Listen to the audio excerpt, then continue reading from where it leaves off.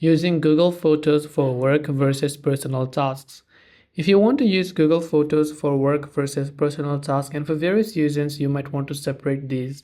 Now, it is strongly recommended to keep work and personal Photos or Google Photos accounts for work quietly separate, because while Google Photos can be accessed via both personal, which is gmail.com, and Google Workspace business accounts, the personal version offers a richer feature set for photo management, and separation is vital for privacy, legal, and organization. So if you're using a personal account, you can use Google Photos for personal account, and you can also use Google Photos for work if you have a work Gmail account. So because Google Photos is associated at the end of the day with Google or Gmail, so you must have a Workspace account instead and use that for other reasons, for even legal and organizational reasons.